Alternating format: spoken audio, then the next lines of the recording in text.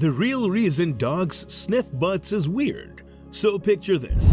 When we meet someone new, our first impression is based on sight, right?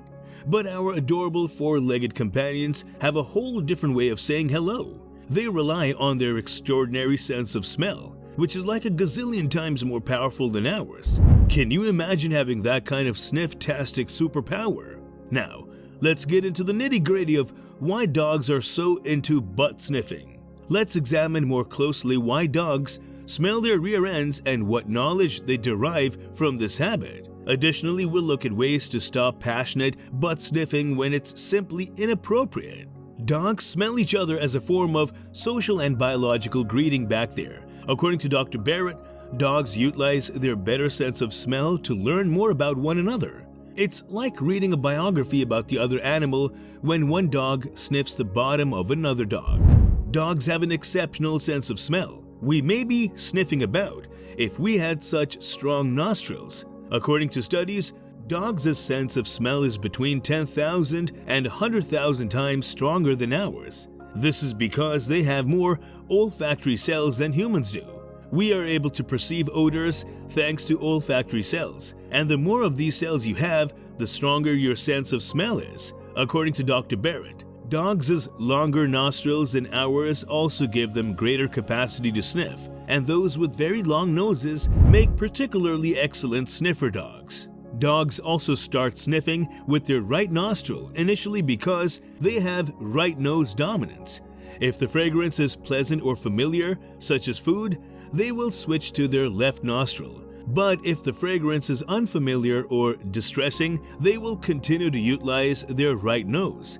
According to Dr. Barrett, she adds that a dog's right half of the brain is responsible for processing new information, whereas the left side is responsible for processing known information. Pheromones that disclose details are found in the canine anal glands. Dogs can gather information from the rear by using two specific portions of their bodies. The anal sacs, two tiny glands on either side of the anus that enable communication by scent, come first. According to Dr. Barrett, these glands release oily fluids that contain pheromones that are information-rich. A dog can learn the following information from pheromones: state of health, diet, age, gender, pregnancy status, feelings or emotions. As a result of the combination of these odors and pheromones, Dr. Barrett claims that dogs may even learn about the regions that other dogs frequent. You undoubtedly observed your dog utilized smell to mark its territory or to explore certain outdoor areas in search of other dogs that may have marked or used the restroom there. So the next time your dog shows interest in the rear end of a canine buddy, don't panic. They are only sharing information. According to Dr. Barrett, or to use human language, ask their dog companion to tell me a little about yourself. Additional smell receptors activate the brains of dogs. The Jacobson's organ, which does not exist in humans and allows for the interpretation of odors, is the second amazing feature of a dog's physiology. It's also crucial to understand why your dog licks so much. Pheromones, which are found on the roof of the mouth, pass through the mouth and are then carried to the brain for interpretation. According to Dr. Barrett, this explains why dogs frequently expand their jaws while sniffing the behind of another dog. When dogs utilize their Jacobson's organ to detect pheromones, messages are quickly conveyed to their brain and result in an emotional response. Because of this, dogs have an irrational reaction to the pheromones of other dogs. Dogs may recognize other dogs via bottom sniffing. Most of the time, smelling the rear of another dog is totally acceptable and necessary for dog socialization. Dogs utilize their superior sense of smell to identify people, as opposed to humans who often recognize a buddy, neighbor, or casual acquaintance by their face. This enables them to recognize odors that are particular to each dog and are somewhat like the canine equivalent of calling cards. Dogs have small glands around their rear ends, paws, and mouths. According to Dr. Barrett, a dog's position in the social hierarchy may be seen by the way they smell their butts. Dogs may also utilize smell to establish dominance in the pack. According to Dr. Barrett, when two dogs first meet, they will take turns smelling each other's bottoms in an effort to learn more about each other and their origins. This behavior is thought to be related to dominance. Typically, the dog who gets sniffed first loses to the dog who sniffs first. Your dog may exhibit more body language while encountering another dog that indicates whether or not they want to be sniffed or introduced. Dogs who prevent access to their bottoms by dropping their tails, backing up, or turning away are signs of being frightened or uneasy. According to Dr. Barrett, she adds that your dog could turn away from an approaching animal or seem to harden their stance in anticipation of a battle.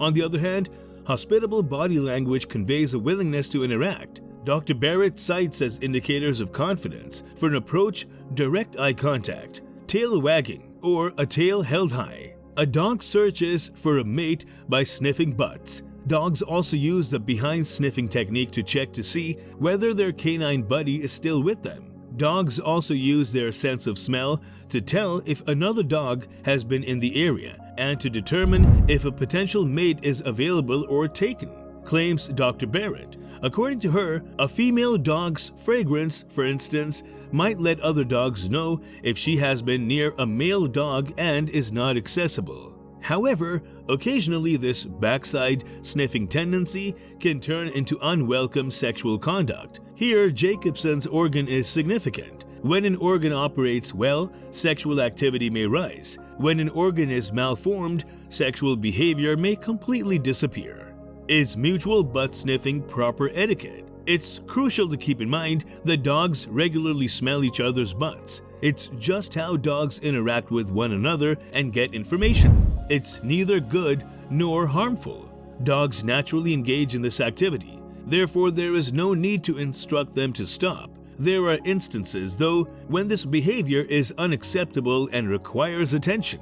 When your dog keeps sniffing your crotch and butt, for dogs, the information-gathering glands are located in the anal sacs, but for people, these glands are located in the crotch. We've all had to steer dogs away from that location at some point because of this. Dogs are able to detect significantly more information from these glands than humans ever could due to their superior sense of smell, according to Dr. Barrett. She makes the observation that based on the odors of pheromones or hormones, dogs can determine if a person is happy or unhappy. In addition, they have the ability to detect some other intimate parts of our lives. A dog's nose is so sensitive that they can detect changes in a woman's body chemistry even before she knows she's pregnant, said Dr. Barrett. Dogs may sense variations in a woman's hormone levels brought on by her menstrual cycle, which causes them to show her greater affection at particular times of the month. Talking about a few explanations